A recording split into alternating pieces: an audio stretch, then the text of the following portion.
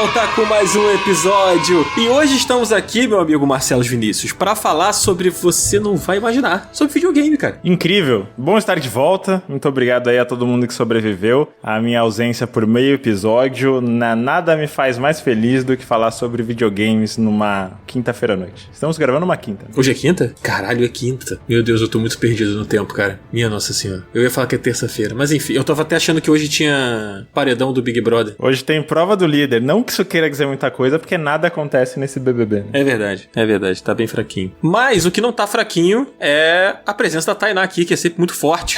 Como você tá, Tainá? Tudo bem com você? Tô bem. Eu não esqueci que hoje é quinta-feira, porque amanhã, na sexta, é uma folga muito merecida pra minha pessoa. Então, eu tô feliz. Tô feliz que a gente vai falar sobre videogame, é um assunto que a gente nunca fala também. Então, feliz pela oportunidade. Então você já tá sextando hoje? Graças a Deus, eu tô com a cerveja na mão aqui. Nossa, que coisa maravilhosa. Inclusive, eu tô muito feliz que no grupo secreto estão me perguntando as cervejas que eu comentei nos episódios e comprando e mandando foto. Gente, o orgulho que vocês me dão, vocês não fazem ideia. Que coisa maravilhosa. Cara, eu tô nesse momento tomando aquela Root Beer, não sei se é assim que fala, de coentro e laranja. Achei brabo. Vocês estão muito felizes, gente. Eu tô bebendo água só e ela nem tá tão gelada. E é isso, sabe? E tá calor, né? Então água ou cerveja, acho que é o necessário pra esse momento. É, cara, tá muito calor e tipo assim, aconteceu uma desgraça da minha casa, que o meu ventilador deu problema e ele começou a fazer muito barulho, meu ventilador de teto aqui. E aí ele começou a fazer muito barulho, então é impossível eu ligar ele aqui durante a gravação, porque o barulho é insuportável, assim. E aí eu tenho um ventiladorzinho de pé, assim, só que ele faz mais barulho ainda. Então nesse momento, eu tô gravando contando com a brisa, que não existe no momento aqui no Rio de Janeiro. Tá só o calor mesmo. É bem desagradável, só inclusive. na força de Jesus Cristo pra não derreter. Exatamente. Mágico. Mas, você tá bem, Marcelo? Eu não lembro se eu perguntei se você tá bem. Cara, acho que eu tô. Que bom. A gente tem que olhar o copo meio cheio, né? Eu percebo que quando as pessoas perguntam se eu tô bem, eu fico procurando do que eu posso reclamar. Que postura desgraçada, né? Acho que tem que falar, não, pô, você tá bem. Vamos pra cima, vamos ser felizes. Mas eu acho que é um pouco aquela... É um comportamento ressabiado, sabe? Da pessoa que ela tá tomando tanta porrada que ela fica com medo de falar que tá bem. Tipo, não é possível. É, sabe? Não vou jogar essa pro universo que vai que eles... Ah, você tá bem? Então aguenta essa daí. Exatamente. Mas estamos todos bem e estamos todos animados aqui pra falar sobre videogame, né? Então nós vamos falar sobre 3 jogos hoje. Eu tô com saudade de fazer esse programa que a gente fala sobre 3 jogos aqui, cada um vai falar de um. Isso se der tempo, né? Porque Marcelos aí é prova viva de que a gente já largou jogos no meio do caminho em momentos em que a gente percebeu que tava passando o nosso tempo. E o jogo mais comprido, que mais tem coisa pra falar, ainda tá com o Marcelos. Então... Nossa, a gente tá muito ferrado, cara. Meu Deus do céu. Agora eu lembrei por que eu tô bem. Só um adendo. Eu tô muito bem porque, cara, o One Piece em 2025... é uma coisa inacreditável. É inacreditável. Não vou spoiler ninguém, quem tá ouvindo pode ficar tranquilo, mas o mural que saiu no capítulo 1138 é o maior acontecimento da história da humanidade, acho que desde o Novo Testamento.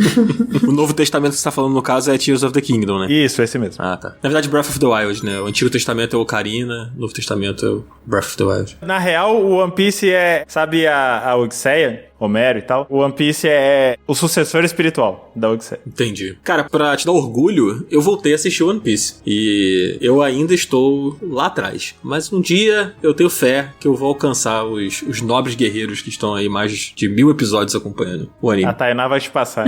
Eu nem comecei ainda, só pra dar o contexto, gente. Não, é suave. Mas eu quero começar um dia, só falta coragem, assim. Não, o Marcelo falando... Não, porque no capítulo 1123... Eu fiquei, meu Deus, acho que eu não tenho tempo de vida pra isso.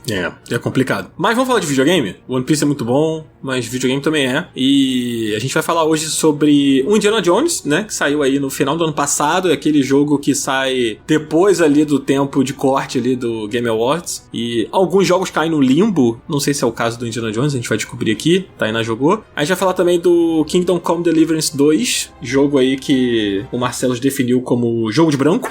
Eu tô muito curioso para ouvir as opiniões dele em relação a isso. E vamos falar também do Donkey Kong, o Country Returns HD aí, que saiu no Nintendo Switch em janeiro. E eu joguei, não sei se vocês jogaram, tiveram a oportunidade de jogar, mas vamos comentar sobre ele também. Então, vamos chamar um tururu, chamar uma música, uma canção, porque não temos tempo a perder. Qual música você quer chamar, Tainá? Você que tá sextando hoje. Pô, tentando pensar em alguma música relacionada ao nosso trio de jogos, mas nenhuma vem à mente. Vou precisar da ajuda do Marcelo. Vamos de Festa no AP do Latino? Do nada. Meu Deus, o que isso tem a ver com os 3 jogos?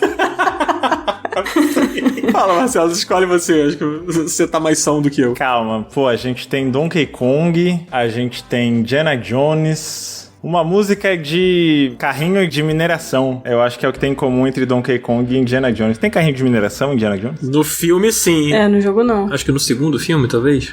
Por algum motivo, eu fiquei tentando pensar em música de carrinho de mineração que não faz sentido. E me veio na cabeça o tema do peão da casa própria. Então é essa. Zabuzeta, por favor, música do peão da casa própria? Não, é da casa... É isso o nome? Peão da casa própria? Acho que é. Tentação, né? Tentação? O nome do programa não era Tentação? Tentação Thaís, não era das meninas dançando e falando... Não, esse era o Fantasia. Não, esse é Fantasia, pô. Thaís, era Tentação o programa do Silvio Santos? Ela nem era nascida? Claro que era, cara. O Marcelo falou que você não era nem nascido, olha só. Ela tá aqui muito feliz.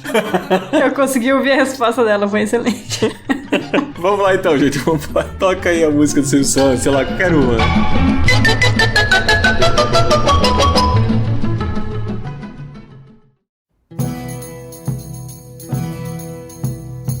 Marcelos Vinícius, meu querido filósofo. Diga. Ou Marcelos Filósofos Vinícius, não sei como, mas você andou aí jogando Kingdom Come Deliverance 2 e você jogou mesmo, cara, porque eu tava vendo você, a gente é amigo lá no PlayStation, né? E eu tava vendo você online lá jogando bastante, cara. O que se trata esse jogo, cara? Cara, eu joguei esse jogo por motivos de trabalho, ele não tava no meu radar e eu já adianto pra audiência, eu acho que quem me conhece nota de cara, não é muito meu tipo de jogo, mas eu joguei ele pra escrever análise, recebi ele com bastante antecedência, ele saiu no dia 4 de fevereiro, né? Se eu bem me lembro, no dia 4 eu já tava com o jogo há pelo menos 3 semanas. Rapaz. Que eu achei, inclusive, bastante confiante da parte da distribuidora, porque esse tipo de jogo aconteceu com o primeiro também, né? Ele costuma depender muito dos packs de correção, do dia 1, do mês 1, se bobear. Tem vários problemas, não tanto de desempenho, né? Mas o jogo trava em momentos muito toscos, assim, né? Então achei que foi bastante confiante, né? Mandar com tanta antecedência. Passei janeiro inteiro praticamente jogando ele. Eu vou dizer que eu gostei ao mesmo tempo que não. Ele é um jogo muito difícil de definir. Mas basicamente é o segundo jogo dessa agora série, né? Kingdom Come Deliverance. O primeiro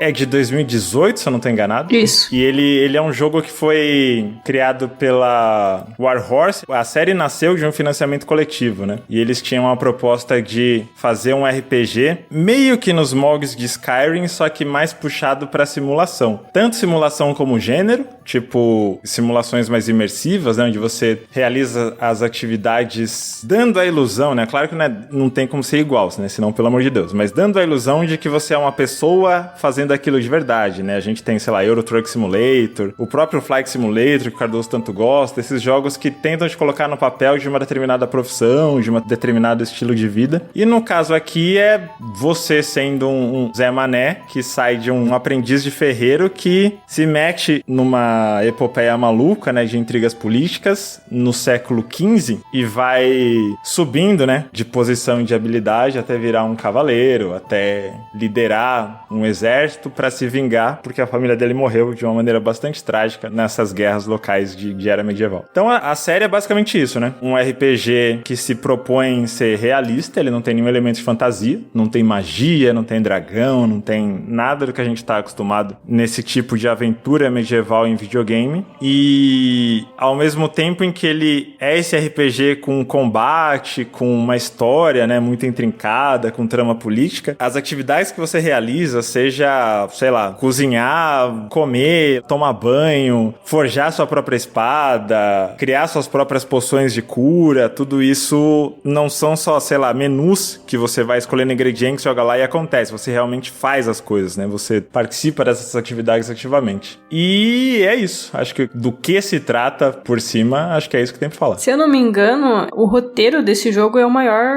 já feito, né? Eu acho que entrou no Guinness até, se eu não me engano. Sim, maior que o Baldur's Gate, né? Sim. Que já é bem grande, diga-se de passagem. O que é muito curioso porque ele não passa essa sensação. Eu não vou dizer que o texto do jogo é, sei lá, simples, mas eu jamais diria que ele é, por exemplo, maior que The Witcher 3. Eu chutaria que você estaria no mesmo tamanho, sabe?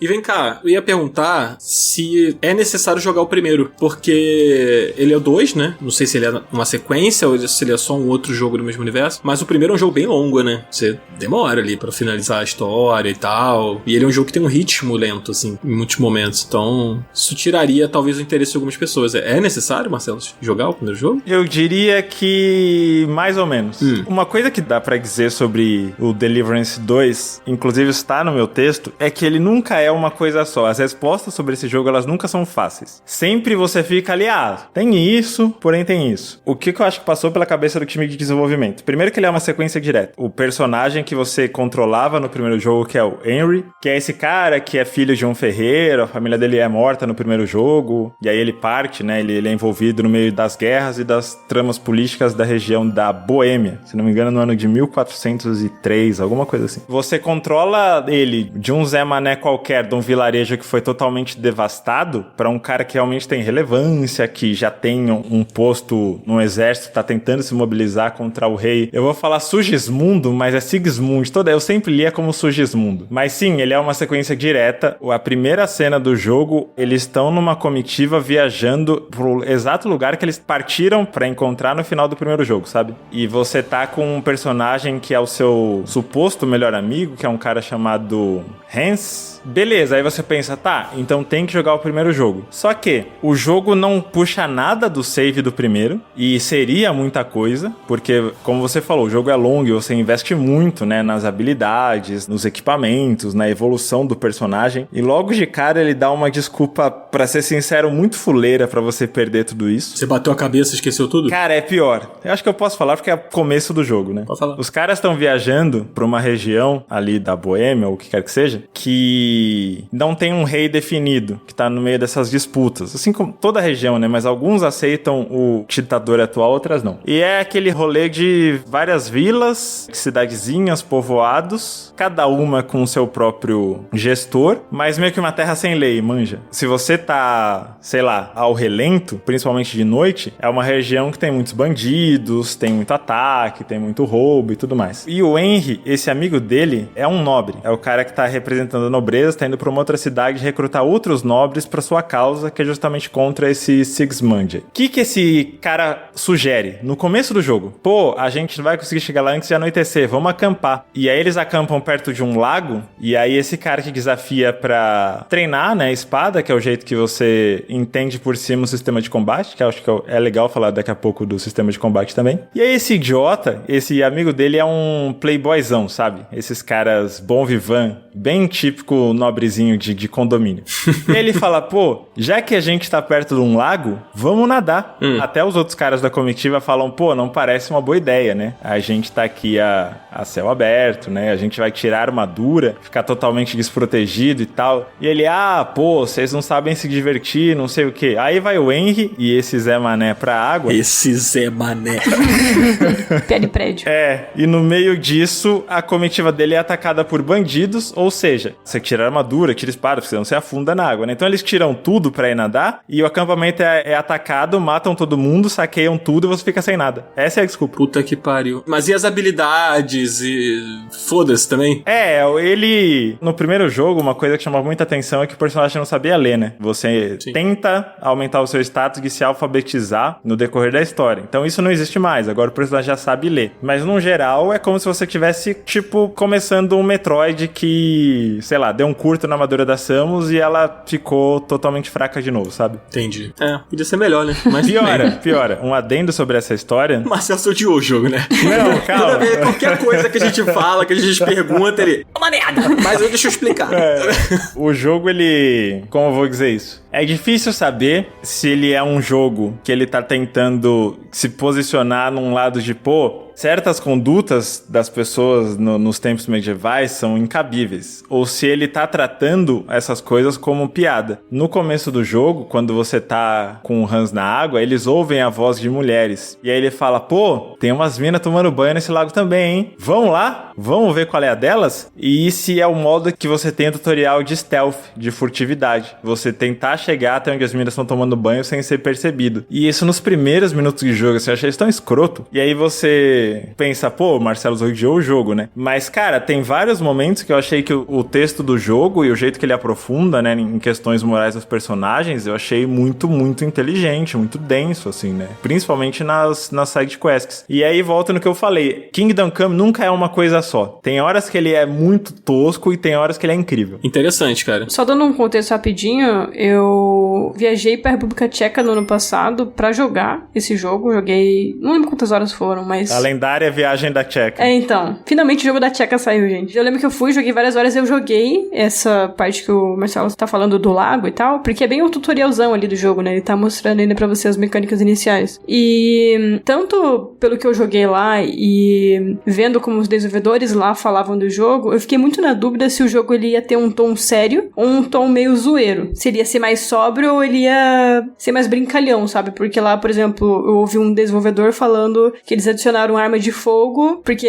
o público estadunidense gosta, sabe? Tipo, eles falaram zoando. Então, eu fiquei meio na dúvida, assim, qual o caminho que a sequência ia seguir, né? Porque eu sinto que o primeiro jogo é muito sóbrio e pensei que talvez na sequência eles tentassem um tom diferente. Você sentiu alguma coisa assim? Então, eu tive um contato muito breve com o primeiro jogo, né? Na época que ele saiu, eu tava no meio do meu período sabático de conteúdo de videogames. Eu continuava jogando, né? Mas não tanto quanto depois. Eu lembro de ter jogado ele na casa de um amigo, né?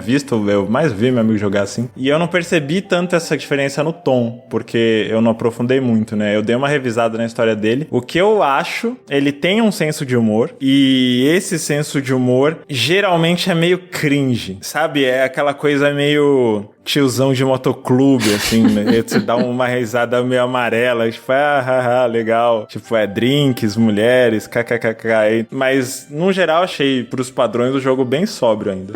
Eu acho o primeiro bem divertido, assim. Tipo, eu acho que ele pega bastante no humor. É claro que ele tem momentos meio tensos, ele tem momentos que são meio desagradáveis e tudo mais, mas, no geral, a minha recordação do primeiro jogo era de que ele é meio que um Monty Python da puta que pariu, assim. Tipo, vários momentos eu sentia que o meu personagem era um personagem de Monty Python. Cara, pegaram literalmente um otário, porque você é muito burro, você é muito fraco, você é muito tudo de inútil que o seu personagem pode ser. Ele é no primeiro jogo, sabe? Você não sabe nada. E aí, tipo, você entra num combate e você morre pra qualquer merdinha que cruza seu caminho, sabe? Pelo menos comigo, né? Não sei. A Tainá, que é tipo pro player, talvez destrua no jogo, mas eu não. Aí eu tenho essa memória, assim, de tipo, dos personagens serem meio bobos e de ter um humor meio aleatório, assim, né? Pra um jogo medieval e tal. Eu não sei como é que é o 2, eu não vi nada do 2, gente. Eu vi um trailer só, tipo, lá atrás, e eu nem lembro direito. Mas eu tinha curiosidade de jogar porque acho que a parte que eu mais gosto do primeiro é essa, assim. É tipo assim, cara, jogo de simulação, que é meio que eles propõem, até ia perguntar isso pro Marcelo, mas eu não sei se o segundo se propõe a ser tão simulação assim, mas normalmente tem aqueles momentos que, tipo, você se vê fazendo uma merda muito grande porque você perdeu o controle da situação, sabe? Tipo, você tá dirigindo o caminhão, e aí você passou a marcha errada, e aí você tá saindo da pista, e o seu caminhão pode virar, porque você não sabe dirigir um caminhão, sabe? E isso acontece nesse jogo também, né? Tipo, cara, você não sabe direito usar a espada, você tá muito pesado, porque a armadura é muito pesada, e não sei o que. Eu me sentia meio assim, meio atrapalhado, sabe? Jogando o jogo, e isso era uma coisa que eu acho que reforçava o humor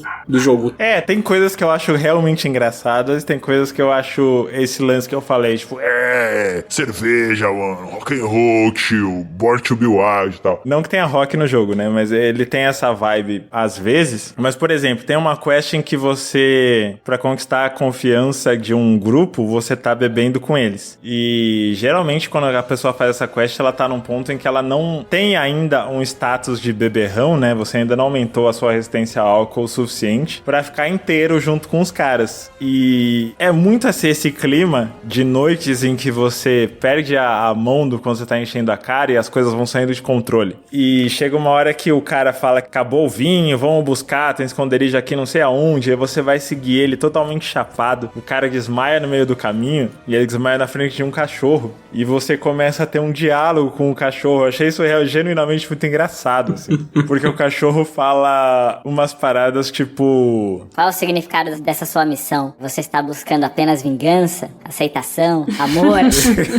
Que você começa a ter essas opções de escolha com o cachorro e dependendo do que você escolhe, o Henry até começa a chorar, assim. Então tem umas partes que são bem escrachadas e engraçadas mesmo. Esse lance que você falou do, meio rock and roll, não sei o quê, e essa coisa do humor, isso me lembra um pouco... Eu tava jogando há pouco tempo o primeiro Gothic, que é da falecida Piranha Bytes, né, que fechou as portas aí no ano passado. E ele é um jogo que ele é muito europeu ali, né, a Piranha Bytes é um estúdio alemão e tal, e ele tem um humor, assim, meio aleatório também pra algumas coisas. Ele não é tanto quanto o Kingdom Come, eu acho, mas ele tem um humor meio aleatório. Tipo, tem uma quest, que é mais ou menos no início do jogo, não tão no início, mas tem lá no Gothic, que você... Cara, tem uma banda na cidade tocando, e o baixista da banda se envolve numa confusão, e você meio que tem que salvar o cara. E a banda é o... Blind Guardian.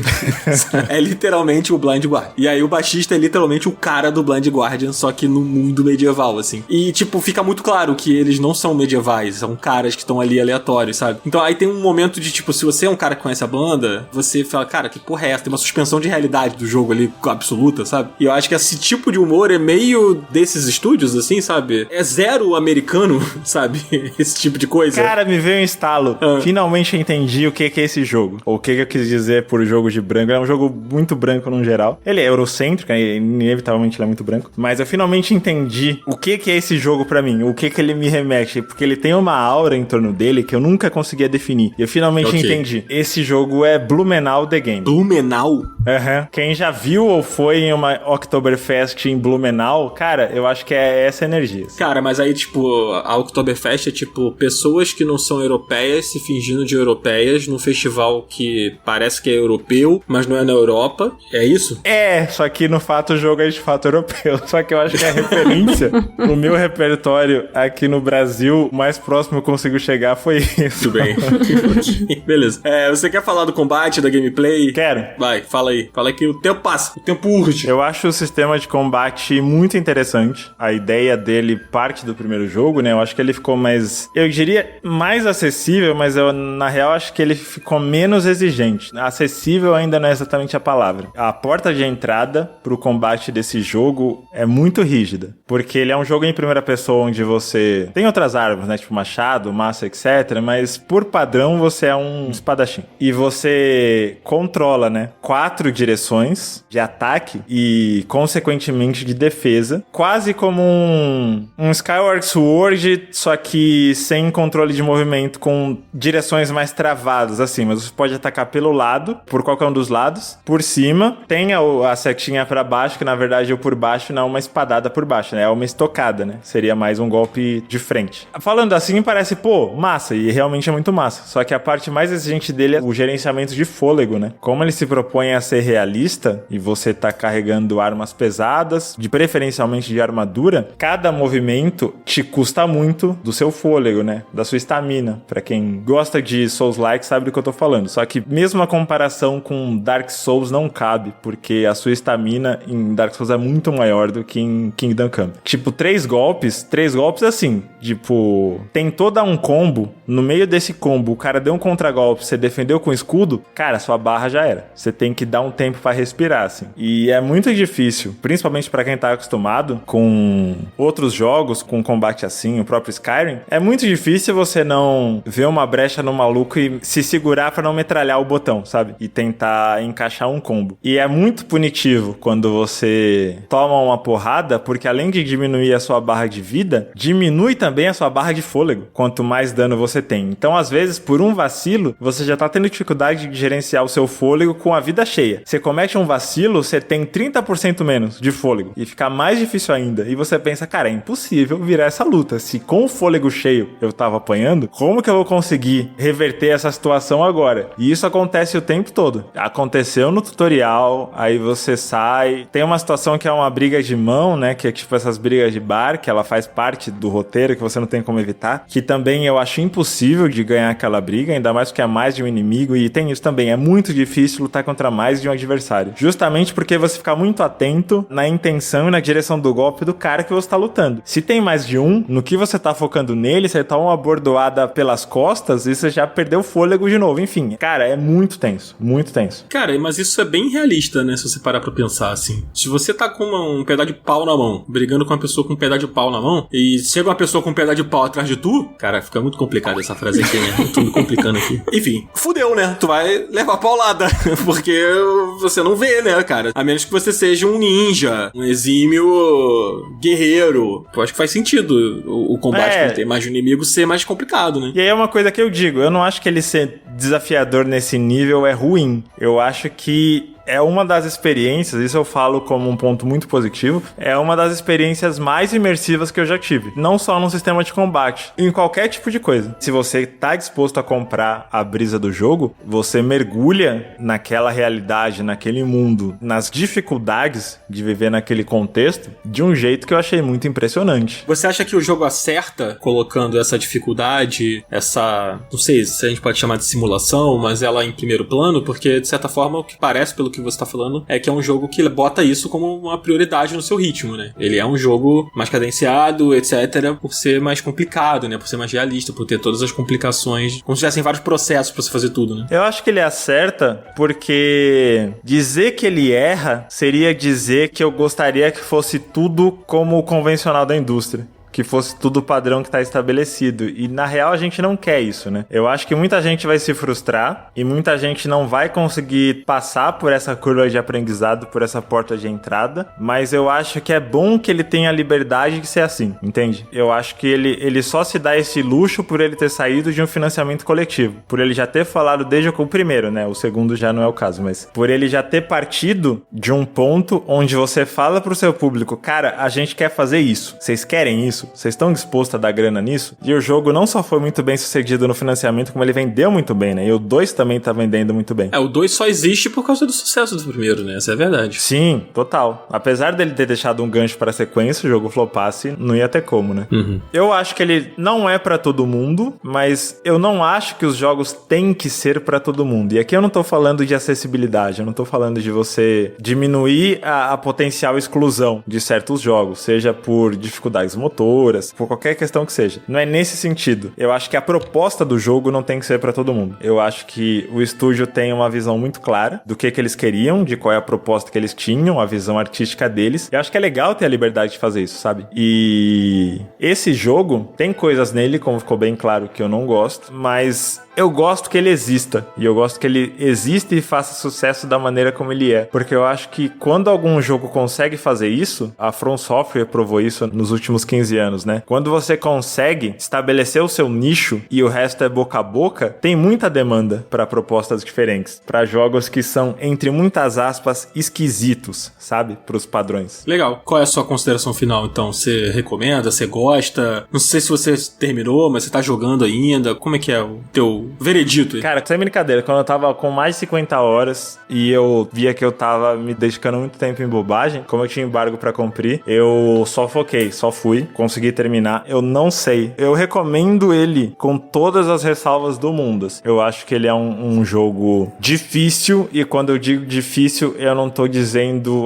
Elden Ring, você tem que insistir num inimigo pra conseguir vencer ele. Não, não é isso. Ele é um jogo difícil de você entrar no que ele tá propondo. Ele é um jogo muito específico, eu acho que ele tem um nicho muito bem estabelecido. Se você sabe isso, se você busca uma coisa diferente, se você gosta da ideia de simulação, mas principalmente se você gosta desse período histórico, dessa cultura em torno desse período medieval, do conceito de cavaleiro, de forja, de guerra, todas as coisas envolvidas com essa época, né? Eu acho que ele é, sei lá, potencialmente o jogo dos sonhos de alguém que pira muito nisso, assim, na ideia de simulação e que gosta muito desse período histórico, que curte muito esse tipo de ambientação, esse tipo de temática e tal. Eu acho que é interessante também, né, que assim, videogame é um hobby muito caro, né? Principalmente brasileiro, a realidade brasileira é que muitos jogadores aqui têm dinheiro pra comprar um jogo no ano, né? E eu sinto também que é um jogo que é pra quem compra essa ideia e quer gastar, assim, muitas e muitas horas, assim, né? Sim. Ele é um jogo que tem uma vida útil. Eu falei, eu tive que correr, eu não acho que eu aproveitei ele da melhor maneira possível, mas é um jogo que ele tem uma vida útil muito absurda. Porque você pode, e eu até recomendo que você faça isso, dar uma desencanada da história principal e brincar que você tá morando por um tempo em uma vila X. E, nossa, eu preciso falar dos dados.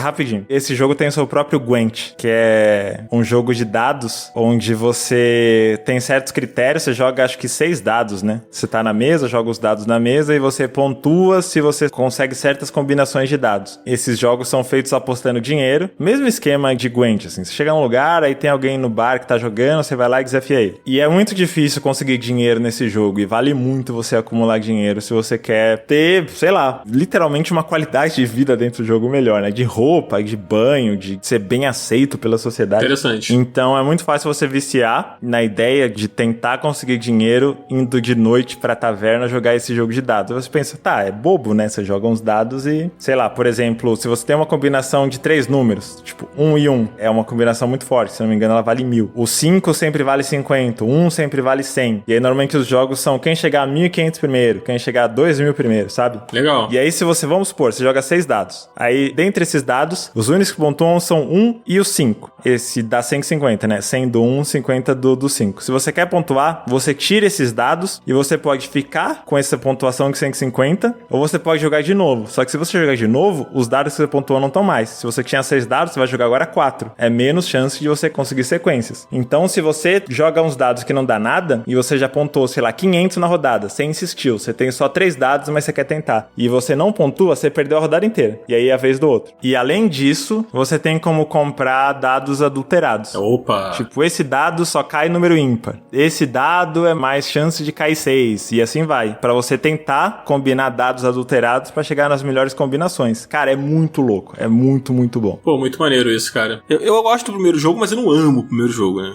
Então eu tô ouvindo aqui você falando, legal. Quem sabe um dia. Aí falou do minigame, eu já fiquei tipo... Vou ter que jogar. Tá com a loja aberta na página de jogo. Tava olhando aqui, será que dá pra parcelar a mídia física? Enfim. Aí, eu entrei no lance dos dados só pra falar que vale muito a pena dar uma desencanada até do combate do jogo. Vale muito a pena você parar numa cidade, ficar fazendo espadinha, forjando ferradura, aí você vai pro ferreiro, ou você vai pro cara do estábulo, vende o que você fabricou. De noite você vai na taverna, joga umas partidinhas, toma uma cerveja, volta pra dormir, sabe? Eu acho que pra mim, pelo menos, ele funciona melhor como essa válvula de escape. Como esse momento de, vou fazer umas bobeiras aqui na cidade. Sem encanar com combate, com história, com conspiração, com aquele nobre chato enchendo o saco. Eu acho que ele funciona muito bem assim também. Eu acho que é a coisa que eu mais gosto dele. Muito legal. Eu tenho uma pergunta final sobre o jogo. Como é que é a presença da Tcheca, né, no jogo? Porque na viagem que eu fiz, eles falaram que era com muita fidelidade que eles iam representar as cidades da República Tcheca. E eu fiquei muito curioso pra ver isso na prática. Dá uma sensação, assim, que a ambientação tá bem detalhada, bem cuidadosa. O que você sentiu? Cara, eu não vou saber dizer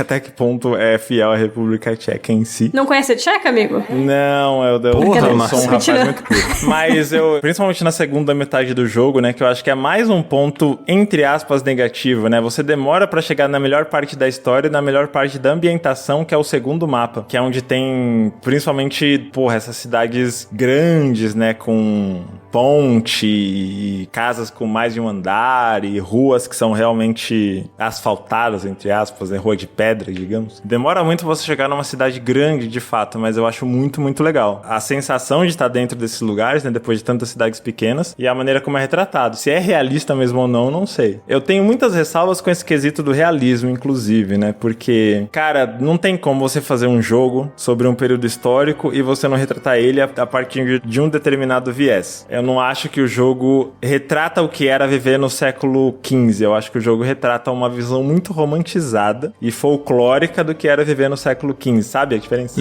É a mesma coisa que, sei lá, se alguém fizesse um jogo sobre a história do Brasil e você pega um vilarejo jesuíta ou uns bandeirantes, assim, ou a sua relação com os indígenas, e é tudo muito legalzinho. Tem um conflito aqui e ali, mas é tudo muito, sabe? Tipo cenário de novela das 6, feliz, assim, eu fiquei meio com essa sensação. Tá aí. Bom, esse foi Kingdom Come Deliverance 2. Cara, eu fiquei com vontade de jogar, tá? Só sei que fiquei com vontade de jogar, nem que seja pra falar mal, mas tá aí. Eu tô nessa vibe também. Eu falei, começou parecendo que eu odiei e terminou parecendo que eu gostei muito. Eu falei, é difícil de definir esse jogo. Eu acho que começou parecendo que você odiou e terminou parecendo que você odiou, mas tudo bem. Eu me sinto muito dessa forma dividida com o primeiro jogo, né? Eu não sei, eu acho que a forma como o jogo lida com o realismo é um pouco cansativa pra mim, pessoalmente. Eu prefiro muito mais a forma como o Red Dead Redemption 2, por exemplo, lida com o realismo, que é basicamente selecionar sistemas que são mais engajantes pra ser realistas, sabe? Como a caça, por exemplo. Tipo, pressionar o botão pra abrir porta. Que raiva. E então, tipo, eu acho que o jogo, é a proposta dele, mas pra mim eu acho um pouco cansativo. Cada passo que você der é realista, sabe? Se eu pegar ele, vai ser muito pra frente, assim, quando eu tiver com muito tempo. Porque é difícil, né? Obviamente, mas... O primeiro barateou bastante, né? Depois de um tempo, assim. Então, acho que vale esperar aí pra ver se ele entra em uma promoção também. Cara, eu sou zero do realismo. Eu acho que eu descobri isso. Porque antes de pegar esse jogo, né? Eu tava jogando Echoes of Wisdom no Hero Mode, que é outro jogo com temática medieval e tudo mais. Só que, cara, são experiências completamente diferentes e eu percebi que acho que estar em um ambiente medieval de verdade não é legal, assim. Dá pra sentir o cheiro de esterco e carne podre enquanto você tá jogando. É muito esquisito. Eu acho que eu prefiro a visão dragão, espadinha, magia da coisa. Justo. Cara, vamos falar sobre o Indiana Jones, que eu acho que o Donkey Kong vai ser um pouco mais rápido mais pro fim. Beleza. Mas antes da gente falar do Indiana Jones, ô Tainá, tem uma coisa muito importante pra falar, que é sobre a Aurelo, que é o nosso financiamento coletivo está lá, né, cara? Então, a gente tá aí passando por um momento de virada, né? Quando começa o ano, às vezes tem uma galera que não renova, tem uma galera que demora pra ver que não renovou e tudo mais. E a gente teve uma quedinha lá no Aurelo, então vale reforçar aqui no meio do episódio, não vamos deixar pro fim, no meio aqui do assunto, que a gente precisa de vocês pra gente continuar existindo, como a gente sempre fez desde que o Up existe, desde que o Up é Up. Então, cara, o link tá sempre aqui na descrição e Marcelo Vinícius tá de prova aqui que nós estamos planejando coisas novas. Vai ter muita mudança aí no Aurelo, vai ter novos conteúdos exclusivos e coisas novas vindo aí na nossa plataforma lá de financiamento coletivo. Cara, você consegue ajudar a gente em vários valores lá, então dá uma olhadinha, vê se algum desses valores cabe no seu bolso e considere apoiar a gente, né, pra gente poder continuar fazendo isso que a gente faz aqui e os outros conteúdos que a gente faz também, né, Marcelo? Com certeza. A gente tá preparando muita coisa legal pra 2025, mas eu acho que é legal também pensar, do ponto de vista de quem tá ouvindo, que além dos conteúdos adicionais, esse dinheiro é pelo que você já tá ouvindo nesse momento. O podcast que você gosta de ouvir lavando louça no seu dia a dia dá bastante trabalho e eu acho que as pessoas que acompanham a gente, principalmente com essa frequência, né? Pô, e aí, qual é o up da semana e tal? Eu acho que a gente, de uma forma ou de outra, tá agregando na vida dessas pessoas, tá apresentando coisas novas, às vezes fazendo dar risada, às vezes zoarem a gente no grupo secreto. Pô, isso vale muito pra gente, vale muito pra nossa comunidade, e se você tá ouvindo e acha que isso vale muito na sua rotina também, não é nenhuma fortuna, é uma quantia simbólica pra gente continuar agregando e trazendo esse conteúdo. Exatamente, cara. É isso, falou bonito e precisamos de vocês, então o link tá aí, vamos nessa, vamos seguir que 2025 tem muita coisa, tem muito jogo, mas esse jogo que a gente vai falar agora não é um jogo de 2025, porém é quase, né? Saiu ali na, sei lá, na Berlinda. Início de dezembro. Ali é o limbo, né? Acho que só voltando, né, no passado, só um Smash Bros ali que saiu num dezembro também, que era lembrado o ano inteiro seguinte, né? Acho que o Final Fantasy XV também. Pode crer. Mas joguei, né, o Indiana Jones, inclusive vou estar representando o Cardoso, porque ele também jogou e gostou muito, assim como eu. E acho que eu resumiria esse jogo de uma forma bem simples, assim. Eu tava com muita dúvida sobre ele antes do lançamento, porque são muitas ideias inusitadas ali, né? É um jogo do Indiana Jones que foi uma franquia nunca muito forte, né, na indústria de games, com câmera em primeira pessoa, sendo que ele usa muito um chicote, então como que ia fazer isso funcionar, né? Eu achei, assim, uma mistura, assim, muito esquisita, pra ser bem sincero. Cara, acho que, assim, quando eu fui jogar, eu não esperava que ele fosse tão bom, assim. Eu, inclusive, acho um pouco triste ele ter saído no início de dezembro, porque ele pode cair no esquecimento, ficar abaixo do radar de muitas pessoas, porque pra mim acho que foi um dos jogos mais divertidos de 2024, porque eu acho que ele é muito ao contrário do Kingdom Come. Eu acho que ele é um jogo completamente videogames, não ambicioso, ele não quer ser grandioso, ele quer ter uma proposta simples, que é basicamente entregar uma nova aventura do Indiana Jones, que é jogável, com todo o saudosismo da franquia ali, né, com a aparência do Harrison Ford, com inclusive uma dublagem que é feita pelo Troy Baker, que tá muito parecida com a voz do Harrison Ford, que chega a assustar. Então, ele apoia muito no saudosismo, ele quer puxar muito esse sentimento de que é mais um filme daquela era antiga, né, do Indiana Jones, porque, convenhamos, a era mais contemporânea não é tão boa assim. E eu senti isso cada minuto, sabe, do jogo. E eu fiquei muito impressionada como tudo funcionou. O chicote na câmera em primeira pessoa deu certo. Ele é usado tanto em combate quanto na exploração pra você poder subir nos lugares e tudo mais. Você pode desarmar os inimigos. Eu achei, assim, tudo muito bem pensado. Parece, assim, que realmente foi feito por pessoas que são muito apaixonadas pela franquia e se esforçaram, sabe, pra deixar o sentimento ali do Indiana Jones mesmo. Isso é uma coisa que eu ia perguntar. Eu não joguei o jogo, nada ainda. Eu já até baixei no Xbox, mas eu não tive tempo pra jogar. Mas eu gosto muito dos filmes, assim. Principalmente dos primeiros e tal. Mas uma coisa que era a minha preocupação era, tipo... Você se sente o Indiana Jones no jogo? Sim. Tipo, você de fato se sente num filme do Indiana Jones? Ou é, tipo, é um jogo com ideias de Indiana Jones, sabe? Ou você se sente, de fato, no Indiana Jones? Pô, eu me senti completamente Indiana Jones. E o mais curioso é que nem foi na campanha principal. Foi fazendo side quest, foi fazendo as explorações. Porque ele é um jogo muito contido. Ele não tem um mundo aberto.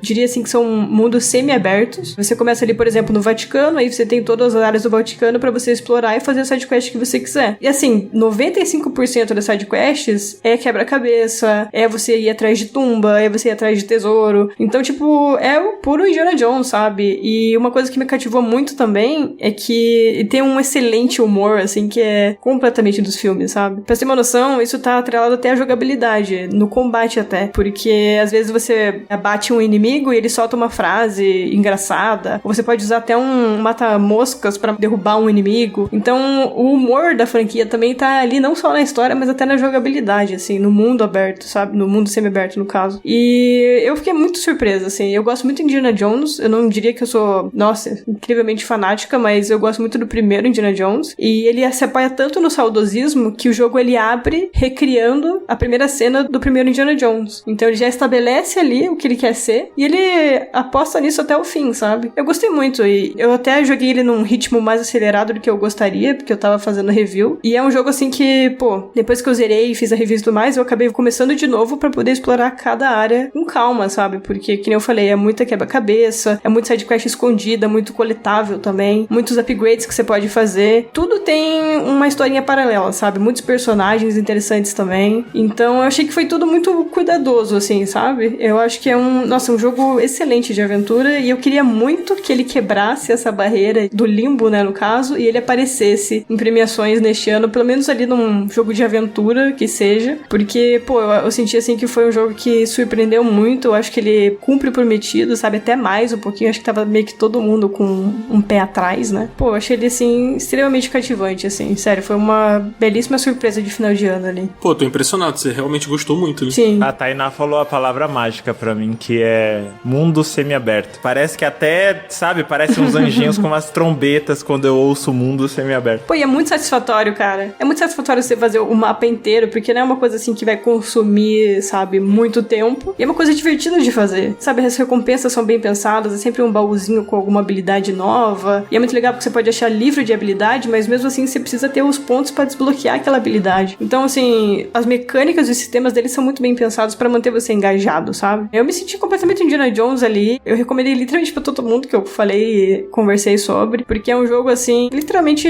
entrega mais do que eu esperava. Eu achei excelente. Eu fiquei curioso com esse negócio que você falou agora das habilidades, assim, tipo, eu não imaginava que fosse ter um sistema de progressão muito amplo. Eu tava esperando mais um Uncharted em primeira pessoa, sabe? Sim. E agora você tá falando que aparentemente tem uns elementos de RPG no jogo. Não é bem elementos de RPG, mas você pode achar livros pelos cenários, que daí você vai desbloquear a habilidade num menu. Que tipo de habilidade que te bloqueia, assim? Então, ele pode expandir o seu chicote pra você usar ele de mais maneiras. Você pode também expandir como você vai usar a arma de fogo, a forma como você vai terminar os combates corpo a corpo. Ele tudo dá uma expandida pra você melhorar a jogabilidade, deixar ela um pouquinho mais ampla, sabe? Ah, entendi. Eu acho que o único ponto que eu acho que talvez poderia ter tentado contornar é a repetitividade da jogabilidade, porque assim, eu gostei muito da furtividade do jogo, mas ela é bem simples. É aquele tipo de furtividade que você vai lá incomodar o cara, só que você sai correndo e, sabe, voltar aqui 2 minutos ele esqueceu. Então, assim, não é muito um immersive sim, assim, sabe? Não é nada disso. isso. Até porque ele não se propõe a ser, então não considero ativamente um problema. Mas eu sinto que tem uma repetitividade na jogabilidade, porque eu basicamente passei o jogo inteiro só na furtividade. Eu não queria usar arma de fogo, acho que não é muito a cara do Indiana pra mim. Então eu fiquei mais na furtividade, achava que era mais fácil, mais simples e tal. Eu lido melhor com furtividade também. Só que era sempre a mesma coisa, assim, sabe? Jogar aqui um item pra chamar a atenção e abater 1 a 1. Então eu senti um pouco repetitivo nesse sentido, assim. Eu acho que se talvez eu tivesse tentado combates mais diretos, de usar o chicote pra desarmar, né? Usar o chicote pra ficar desacordado, essas coisas assim, eu acho que talvez teria sentido menos isso. Eu achei interessante um comentário que você fez logo que você começou a falar sobre usar um spray de mata-mosca como arma e tal. Porque isso é muito o Indiana Jones. Sim. Ele é um personagem muito inventivo, né? Tipo, se ele tá brigando numa taverna, por exemplo, sei lá, um cara talvez pegaria uma cadeira, pegaria um pedaço de ferro, ele vai pegar um arranjo de flores e vai jogar na cabeça, sabe? O que tem ali na mão, ele vai pegar e ele vai se virar porque ele é um cara sagaz, né? Então, ter isso no jogo é interessante. Tipo, não sei o quanto tem isso no jogo, o quanto eles exploram esse lado dele, assim, mas pelo que você falou, parece que tá presente, né? Tem bastante até. Tem muito instrumento musical também. Daí se você pega, sei lá, um violino, quando você vai bater o cara, dá aquele som de violino quebrando. Então... Pô, que maneiro. Então tem esses detalhezinhos, assim, sabe? E que eu achei muito cativante. Eu achei que eles realmente prestaram atenção ali em resgatar mesmo essas características de Indiana Jones. Porque, assim, na minha bolha, Indiana Jones não é, assim, tão gigante quanto, sei lá, um Star Wars da vida. Mas eu senti que eles trataram, assim, com muito respeito, sabe? O legado, assim, do Indiana. Eu curti bastante. Fiquei até vontade de rever os filmes, assim, depois de jogar. Porque eu achei que eles fizeram tudo, assim, muito bem feito. Eu acho curioso que existe um arco aí, né? Do Indiana Jones, ele esteve numa posição no passado que ele influenciou os videogames. Ele teve jogos no Super Nintendo, jogos antigos, assim, mas nunca foram, sei lá, ases dos seus gêneros, assim, sabe? Sim. Mas acho que se não fosse Indiana Jones, talvez Tomb Raider não seria o que era.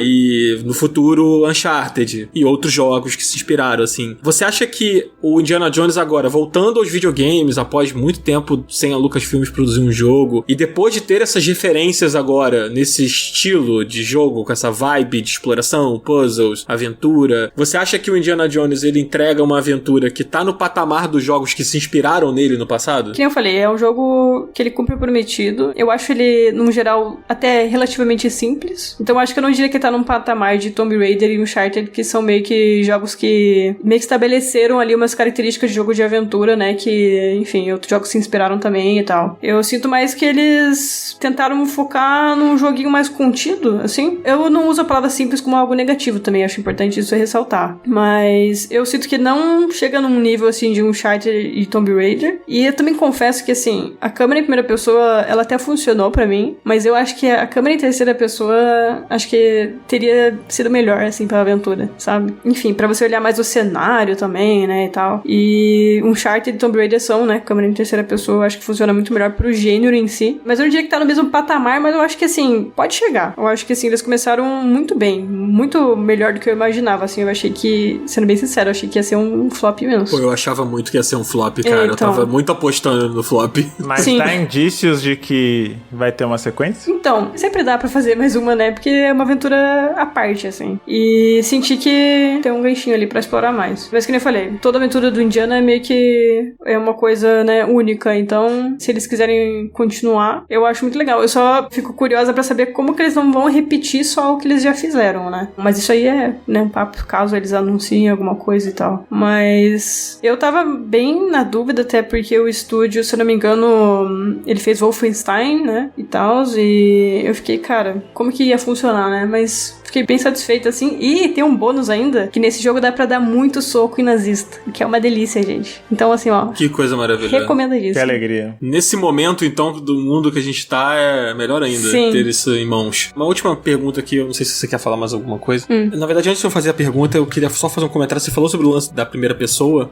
e eu lembro que quando anunciaram o jogo, mostraram, não sei se foi quando anunciaram ou não, quando mostraram a gameplay pela primeira vez, na verdade. Quando anunciaram foi só uma foto, né? Eu lembro que a primeira coisa que eu pensei foi foi assim, cara, que desperdício você ter um personagem como o Indiana Jones e você botar uma gameplay que você praticamente não vai se ver ali, tipo, enquanto você tá jogando. Isso é uma coisa que acontece no jogo? Ou você se vê em momentos aleatórios? Que eu vi que tem umas sequências de gameplay, tipo, sei lá, você passa por uma... Como é que é o nome? Aquele negócio que você vai... Tirolesa? Tirolesa, é. Aí, tipo, fica em terceira pessoa, né, nesses momentos, assim. Sim, isso acontece com frequência no jogo? Sei lá, dirigindo um carro, ou sei lá o quê, ou não, assim? Então, ele tem esses momentos assim, mas não são tão frequentes e nem tão longos, sabe? E não é gameplay, né, assim?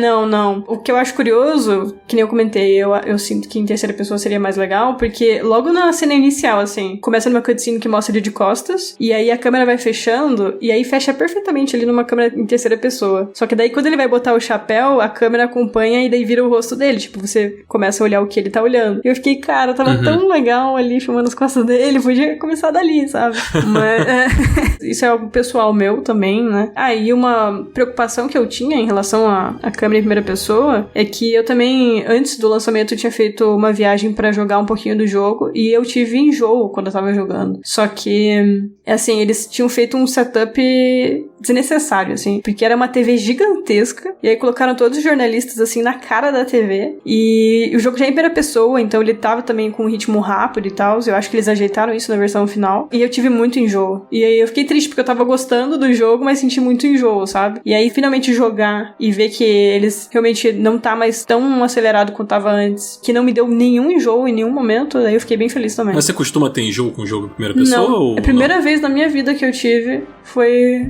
no evento do Indiana Jones. Não, será que era o tamanho da TV só? Eu acho que foi tipo o tamanho da TV e tipo a gente muito próximo, porque eu fui mais pra trás depois, tipo, arrastei minha cadeira e senti que melhorou um pouco, mas assim, me zoou o dia inteiro, eu nunca tinha sentido motion sickness e senti a primeira vez nesse evento. Quando você testou foi no Xbox? Foi Ou era no PC? Xbox. Entendi. Eu vi uma... nada a ver, mas acho que agora tá quente, né? Porque foi uma notícia que saiu no dia que a gente tá gravando. O Harrison Ford elogiando muito a atuação do Troy Baker, né? Eu vi isso aí também. Ele até deu um shade no uso de inteligência artificial, falando, vocês não precisam roubar minha alma e colocar numa IA pra ter algo próximo do que é a minha atuação, né? Sim. E aí eu queria pegar esse gancho pra perguntar sobre as expressões faciais, o mocap, porque isso era motivo de muito burburinho, eu lembro, na época que o jogo tava saindo, né? Se você conseguisse rodar ele com umas especificações boas, falavam que ele era muito impressionante. Uma coisa bem... Nossa, essa é a geração atual e tal. Eu não sei se você sentiu que ele é mais bonito do que a média nesse sentido. Não, na verdade eu senti uma oscilação, assim, de qualidade no jogo, visualmente falando, né? Às vezes tinha cenas que estavam, assim, lindíssimas, assim, bem realista, tudo muito bem feito. Tinha cenas que estavam, assim, faltando um polimento, uma textura aqui e ali. Eu senti bastante oscilação nesse sentido. É que, assim, eu também não sou a pessoa que vai, meu Deus... quão realista tá, os gráficos e tal. Então, não foi algo assim que me incomodou muito, mas eu senti bastante essas oscilações, sabe? E eu joguei um pouquinho antes do lançamento, acho que foi antes de um patch que eles lançaram também depois, então pode ter mudado um pouco, né, da experiência que eu tive. E só puxando um pouquinho o que você falou do Harrison Ford, quando eu tava nesse evento, antes do lançamento, eu falei com eu acho que era o diretor de narrativa, alguma coisa assim. E eu comentei com ele sobre o Troy Baker, porque eu sou bem fã do Troy, e ele comentou que foi engraçado quando eles contrataram o Troy pra esse papel, com ele fazendo as falas e tal. E aí estavam tocando as falas do Troy, e aí o cara que tava escolhendo o elenco falou, tá, mas eu não quero ouvir o Harrison Ford, eu quero ouvir o próximo candidato. E já tava o Troy falando.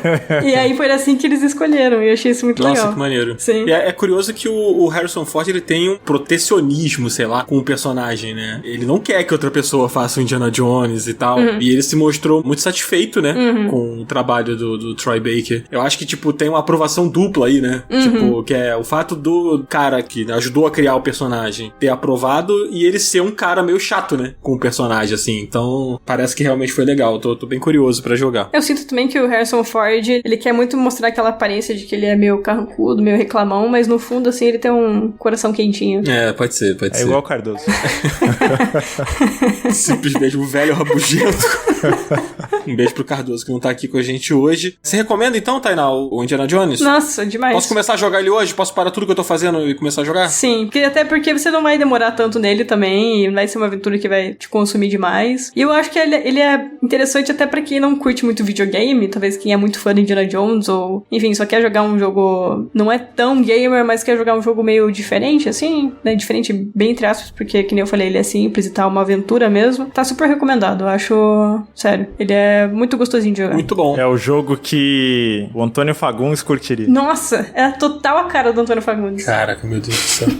Incrível. Toda vez que alguém fala do Antônio Fagundes, eu só consigo lembrar dele falando que ele desaprendeu a ler livros. E eu me identifico tanto. Mas eu estou recuperando. Estou deixando de ser analfabeto. Você já viu ele falando de God of War? Já vi. E Last of Us também, né? Ele fala que virou a noite. Ele fala do bagulho como se ele tivesse, sei lá, mergulhado de cabeça no crack, assim. E aí corta pra ele e fala, não, mas é uma forma de arte impressionante. Os ângulos de câmera, estética. Cara, o que eu acho incrível é que ele parece genuinamente uma pessoa que joga. Tipo assim, não é, experimentei na casa do meu filho. Tipo, ele parece que realmente ele joga, assim. Tipo o Jorge Aragão, tá ligado? Que é viciado em COD. Tipo, eu acho que ele joga de fato, sabe? Enfim, fantástico. Ana Maria Braga. Ana Maria Braga, pô, tem um setup em casa Sim. e tal, tipo, pô. Baixadora da PlayStation. Eu tenho a fanfic, o headcanon, de que quem influenciou o Antônio Fagundes a jogar foi o Luciano Amaral. Eles gravaram juntos o Mundo da Lua, provavelmente eles mantiveram algum tipo de contato. Ele, pô, e esse jogo aqui, eu sei que gosta de filmes, esse aqui parece um filme. Eu vou acreditar nessa história agora porque eu gosto do Luciano. Antes eu imaginava que talvez tivesse sido o Thiago Leifert, então é muito melhor essa sua história aí. Mas enfim, esse foi Indiana Jones. Acho que dá tempo da gente falar um pouco do Donkey Kong, né? Com certeza. Fale do macaco imediatamente. Cara, esse é o único macaco dos videogames que importa, né? Tipo, se alguém tava falando de algum jogo de macaco no ano passado, não interessa. O que importa é o Donkey Kong, porque ele é o que interessa. Então, se bem que tem também aquele da SEGA que é legal, né? O Super Monkey Ball. Tem outro macaco legal dos videogames? Eu tô esquecendo? Escape. Banjo. Não, Banjo na macaca, urso. Nossa. Meu Deus Corta do céu. isso, Zabuzeta. Pelo amor de Deus, Zabuzeta. Não, Você já viu o macaco, Tainá?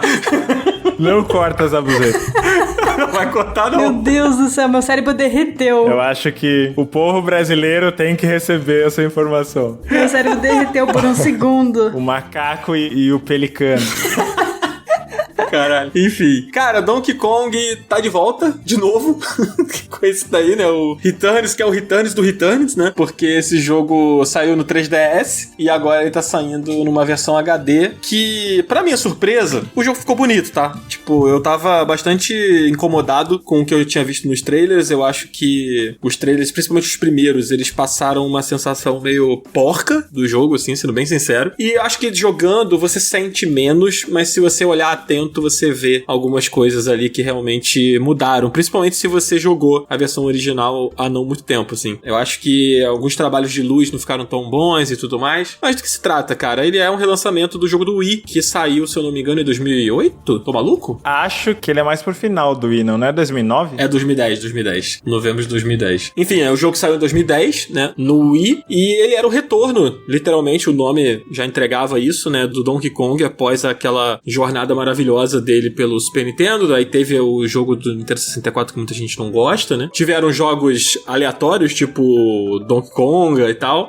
Só um adendo. Jungle Beat é fenômeno, tá? Jungle Beat eu nunca joguei, sabia? Cara, Jungle Beat é incrível. Nunca joguei esse. Mas ele voltando a ser protagonista de um jogo side-scrolling de plataforma, que eu acho que é onde o Donkey Kong mais brilhou, né? Como personagem, assim, protagonista, né? E era retro, assumindo, né? O que era bem curioso. E eu acho que é um jogo bem legal, assim. Pra quem jogou na época, deve ter memórias interessantes do jogo. Eu não sei se o Marcelo e a Tainá jogaram o original. Pera aí, o do Wii ou o do Wii? Ah, tá. Cara, eu joguei, curiosamente, eu participei de um evento de imprensa de lançamento desse jogo. Ele me marcou bastante, porque a fase que tava lá de teste, que se eu não me engano é uma das primeiras, ele tem esse lance de profundidade, né? Você tem uma outra parte do cenário que é numa profundidade de campo maior, mais ao fundo, digamos. Alternar de perspectiva. Tem isso. E aí eu lembro que era, uma galera esperando pra jogar, né, sentada nos banquinhos, e o cara que tava recebendo a gente parecia que ele era animador de excursão de escola, assim, porque a hora que pegou esse canhão e foi pro outro plano do cenário, ele gritou no meu ouvido: tela de fundo interativa!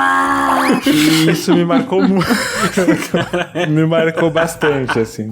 Bom demais. Então, a minha memória principal que eu tenho desse Donkey Kong, além da tela de fundo interativo, é que ele era um jogo bem difícil. Eu acho que Donkey Kong nunca foi um jogo muito fácil, se você comparasse com outros jogos da época, assim, do estilo, né, parecido. Tipo com Mario, por exemplo, Sonic e tal. Eu achava o Donkey Kong bem mais difícil. E eu acho o Returns, ele é um jogo difícil, e eu acho que ele continua sendo um jogo difícil. Eu sinto que nessa remasterização, o personagem patina um pouco mais do que ele patinava. Eu já acho que ele patinava jogando no Wiimote, mas eu acho que o Wiimote, ele era um pouco mais travado do que é o Joy-Con. Então eu acho que agora a sensação que eu tenho jogando é que o Donkey Kong patina um pouco mais, assim. E isso em sequências de plataforma que são muito aceleradas, e o jogo faz isso conforme você vai progredindo, ele vai ficando cada vez mais, escalando cada vez mais em dificuldade, eu senti ele um jogo mais difícil. E nessa versão, você tem um modo easy, assim, do jogo, né? Que você ganha corações a mais, tanto pro Donkey Kong quanto pro Diddy. E isso facilita um pouco o seu progresso, porque eu sinto que nesse jogo os checkpoints são muito distantes um do outro. Então eu acho que ele é um jogo pouco convidativo pra pessoas que nunca jogaram, sabe? O Donkey Kong. Inclusive o Cardoso jogou e ele veio falar comigo, caraca, esse jogo fica muito difícil do nada. E eu acho que realmente isso acontece, sabe? Eu acho que ele fica um pouco difícil, assim. Mas eu não sei também se ele é um jogo que vem pro Switch pra desempenhar esse papel de o primeiro Donkey Kong, sabe? De quem tem o videogame. Até porque o Tropical Freeze tá na plataforma há bastante tempo. E eu acho que esse jogo veio numa janela meio que pra cumprir tabela, sabe? Sim. Sei lá, muita gente falando do Donkey Kong, o personagem fez sucesso no filme do Mario. Agora a gente já tem um Donkey Kong feito com um novo visual no Mario Kart que a gente viu, né? Polêmico.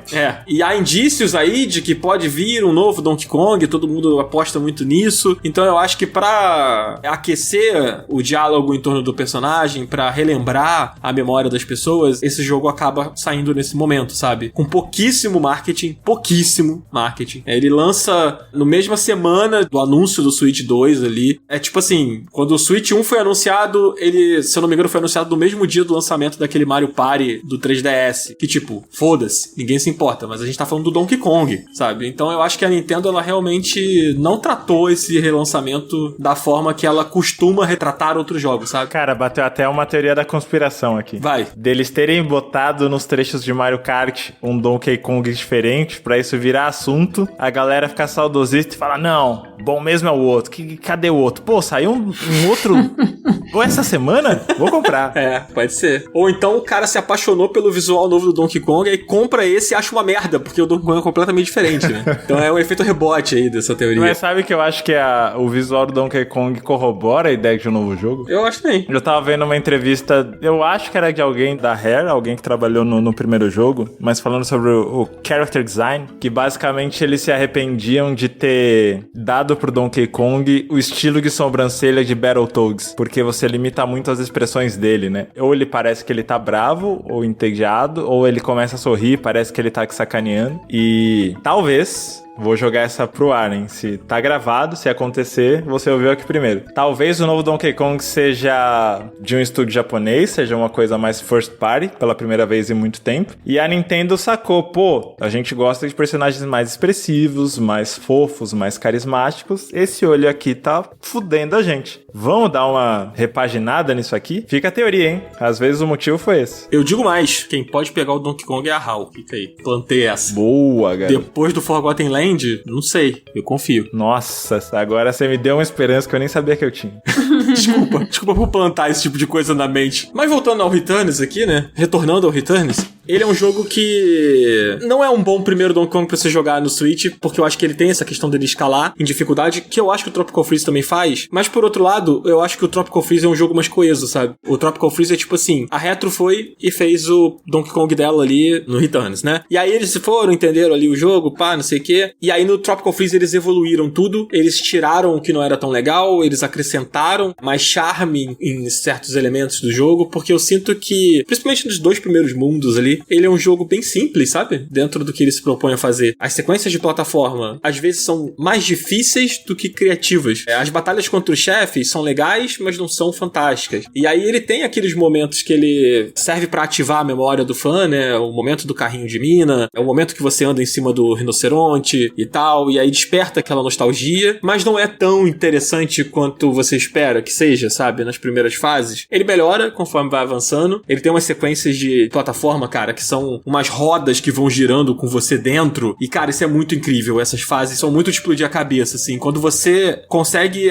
alcançar uma memória muscular ao ponto de passar a fase, lembrando todas as coisas e passando, e quando você completa numa tacada só, assim, aquela sequência mais difícil, você se sente muito, caraca, muito maneiro. Esse macaco é muito pica, sabe? Acho que isso é uma coisa que acontece quando você vai dominando o personagem, vai aprendendo as patinadas que ele dá ali, tem como você controlar, tem como você dominar. Essa foi a minha sensação jogando ele, e eu não tinha muito essas memórias do jogo do Wii, né? E quando eu rejoguei ele no 3DS, eu detestei. Eu acho a versão do 3DS muito fraca. E o meu medo, inclusive acho que esse era o medo do Marcelos também, era dessa versão do Switch ser muito parecida com a versão do 3DS. Era isso mesmo. Porque ela é baseada nela, né? Essa versão nova é baseada no 3DS, assim. Ao menos era o que tava circulando. E eu não acho que é não, cara. Eu acho que ele tá muito mais pra versão do Wii do que pra versão do 3DS. Mas tem essas questões que eu falei. Eu acho que nesse processo da remasterização, eu sinto que o personagem ficou um pouco mais escorregadio, o que me incomoda. E tem umas coisas também que eu acho que não funcionam tão bem no Switch, tipo o botão de assoprar, sabe? Que tem essa função, né? No Returns, que ele abaixa e assopra um negocinho. E aí, com isso, sei lá, é uma flor que você despedaça as pétalas e isso te dá alguma coisa, abre alguma coisa no mapa. Enfim, tem umas funcionalidades. Eu acho que, cara, no momento acelerado das fases, quando tem uma coisa dessa que você tem que apertar pra soprar, que você tem que parar o personagem, assoprar e fazer, eu sinto que no Switch não ficou tão legal, sabe? Acho que não é tão funcional assim, enquanto no 3DS você podia soprar o próprio 3DS, sabe? Eu acho que, não sei, pra mim soa um pouco engasgado, sabe? Em termos de gameplay. Mas no geral, ele é um jogo meio maiores sucessos do personagem, sabe? Você vê que tem lá